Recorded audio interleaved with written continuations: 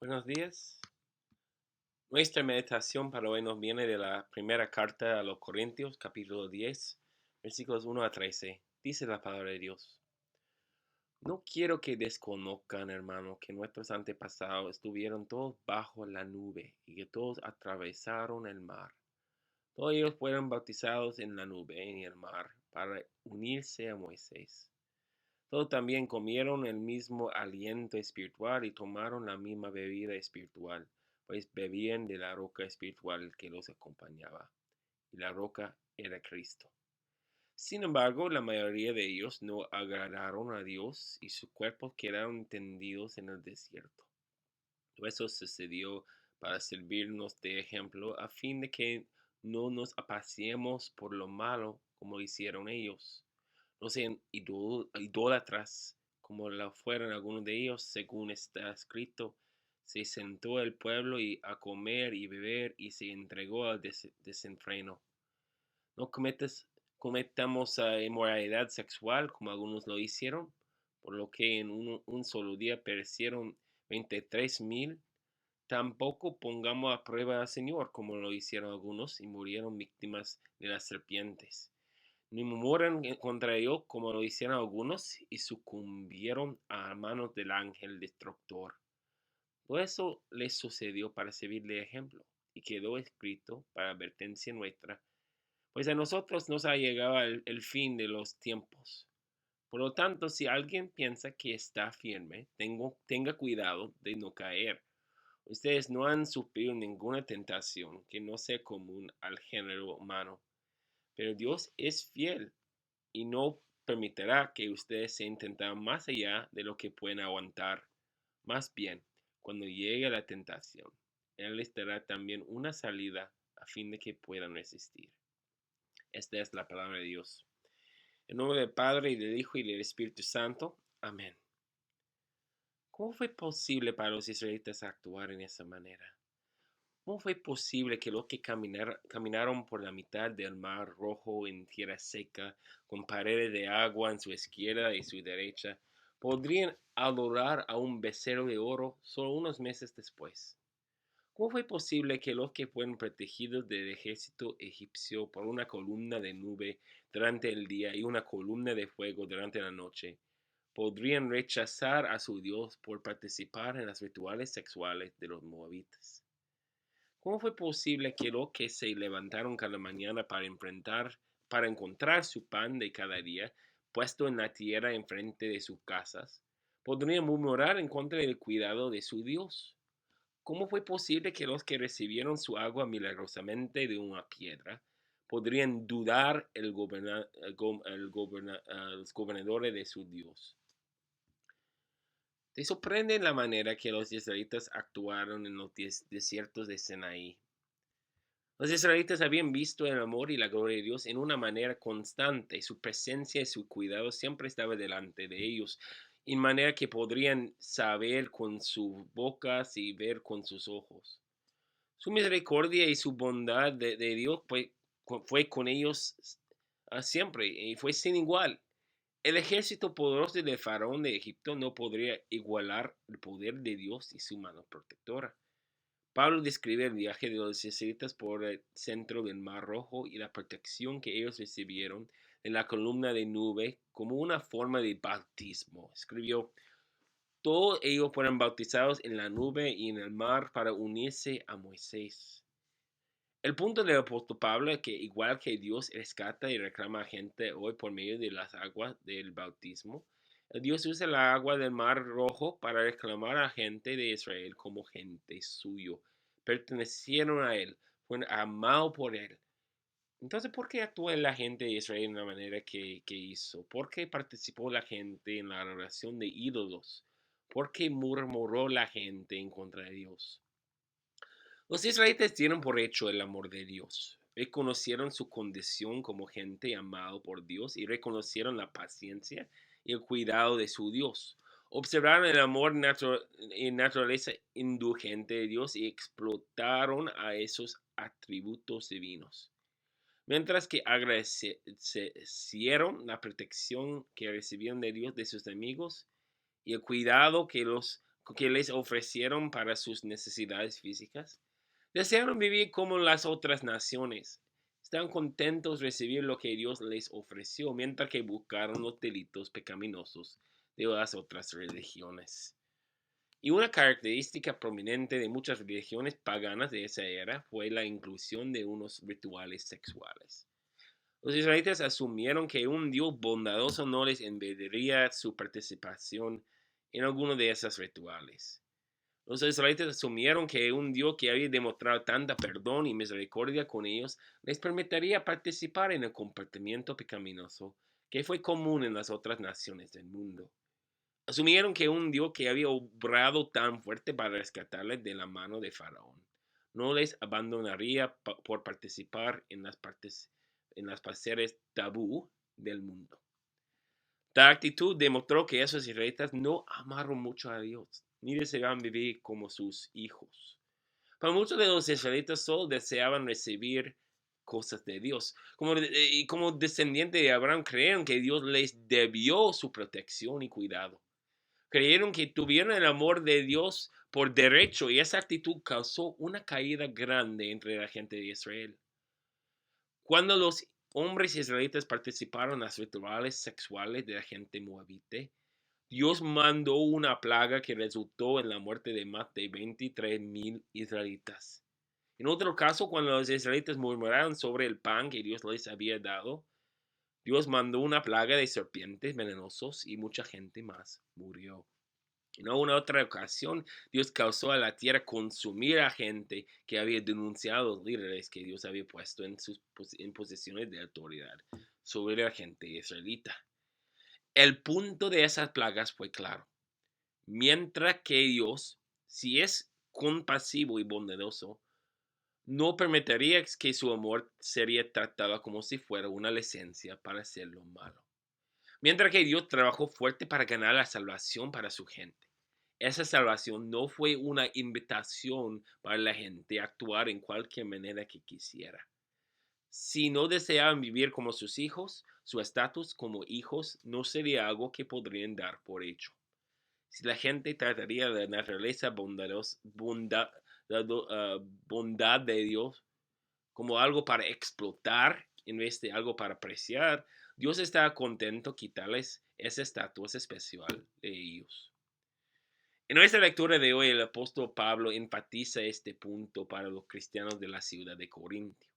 Pablo escribió, todo eso sucedió para servirnos de ejemplo, a fin de que no nos apaciemos por lo malo como lo hicieron ellos.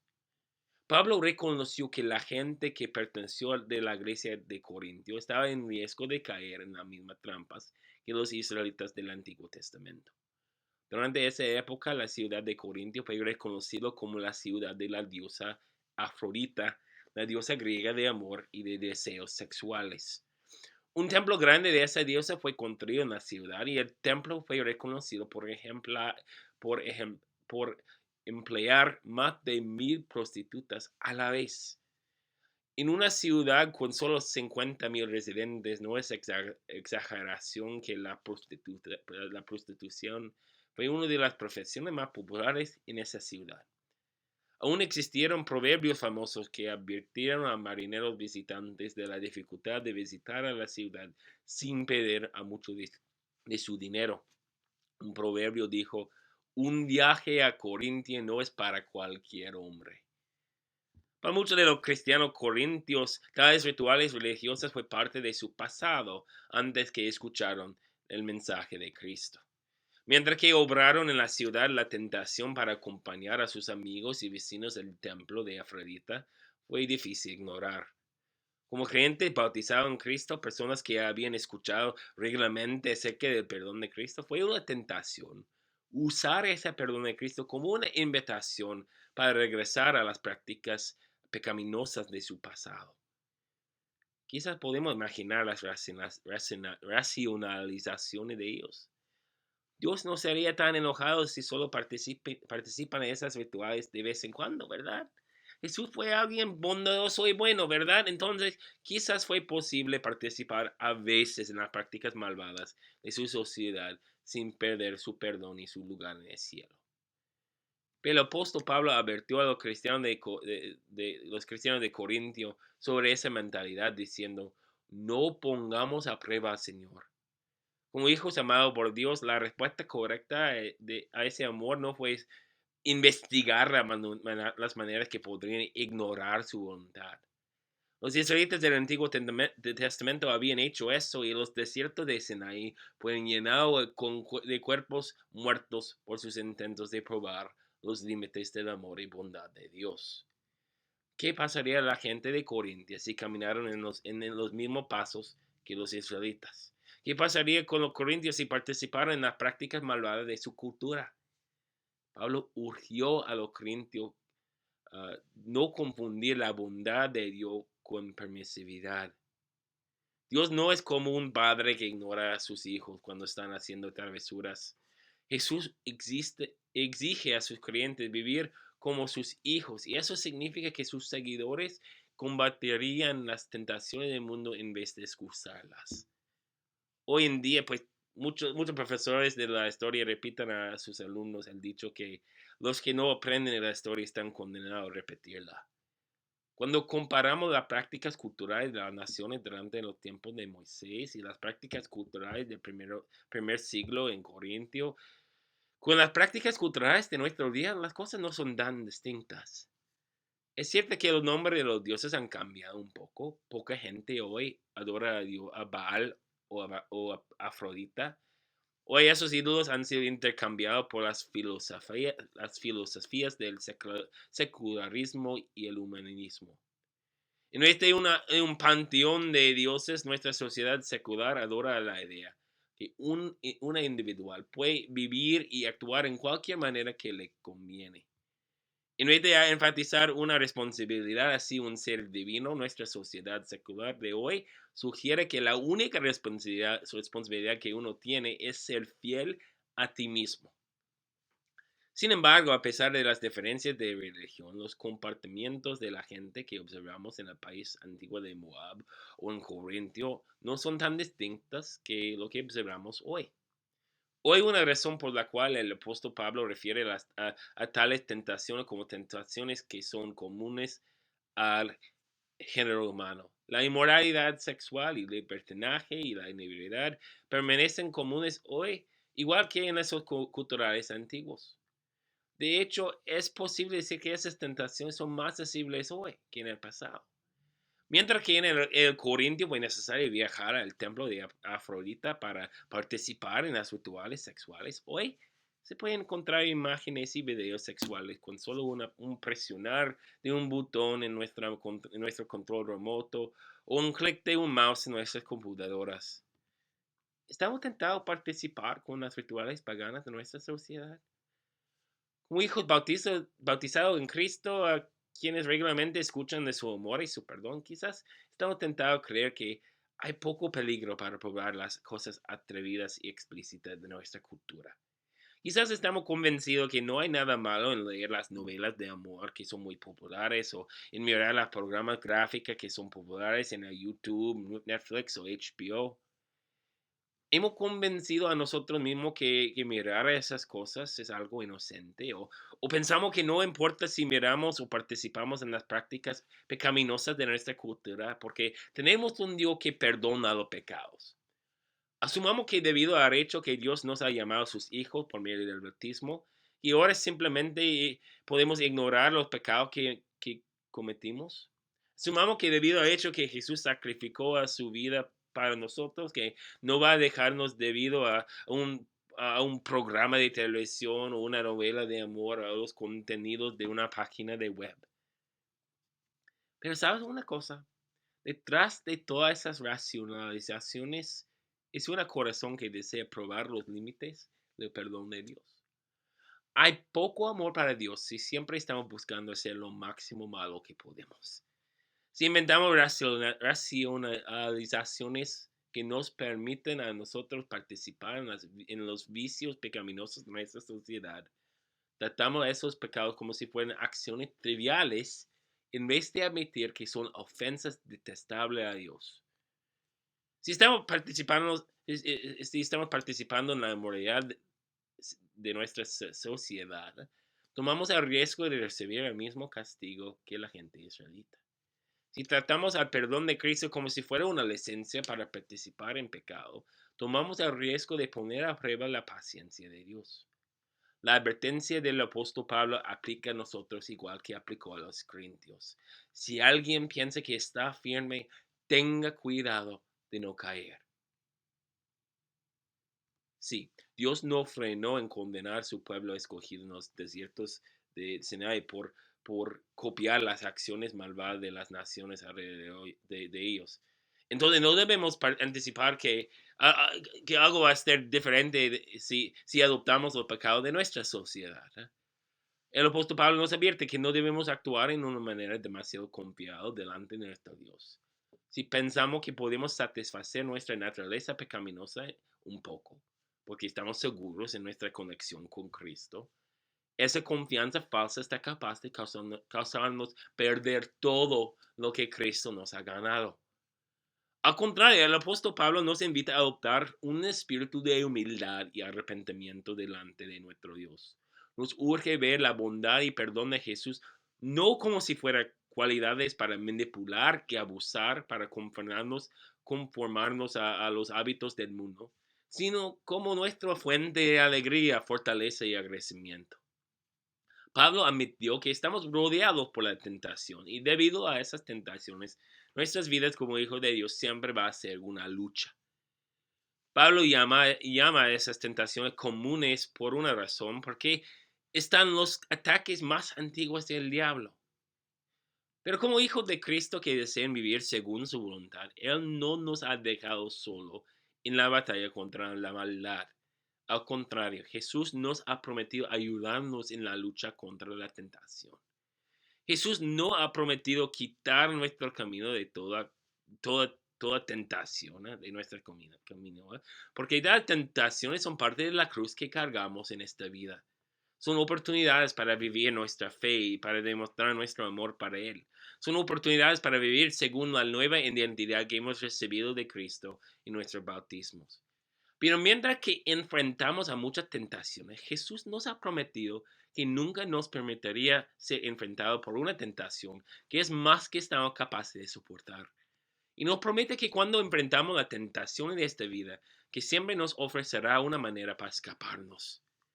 Pablo nos asegura que la promesa de Cristo en el Padre nuestro, que dice, líbranos del mal, es una promesa que Dios no ha olvidado. Nuestro Dios siempre está obrando para ayudarnos en nuestra lucha contra el malo. Nunca nos deja solo.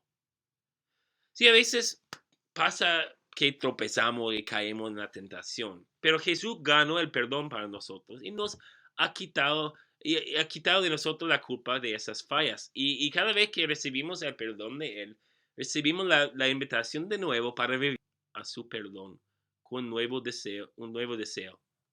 ah, para vivir según nuestra nueva identidad como sus hijos. Aun cuando hemos vivido en una manera infiel a nuestro Dios, Él siempre ha sido fiel hacia nosotros. Como hijos perdonados por Dios, que Dios nos mueva a buscar nuestro auxilio en Jesús mientras que enfrentamos las batallas contra las tentaciones comunes de esta vida. Él nos preservará en la fe y nos guiará de esta vida de pecado a su reino glorioso. Amén. Oremos. Oh Dios, que ve que no hay en nosotros poder alguno, guárdanos exterior e interiormente para que seamos defendidos de toda adversidad que pueda sobrevenir en nuestros cuerpos y de todos los malos pensamientos que pueden asaltar y dañar nuestras almas. Por Jesucristo, tu Hijo nuestro Señor, que vive y reina contigo y con el Espíritu Santo, siempre un solo Dios por los siglos de los siglos. Amén. Y reciben la bendición de nuestro Dios. El Señor te bendiga y te guarde, haga el Señor resplandecer su rostro sobre ti y tenga de ti misericordia. Vuelve el Señor su rostro a ti y te conceda la paz. Amén. Dios les bendiga.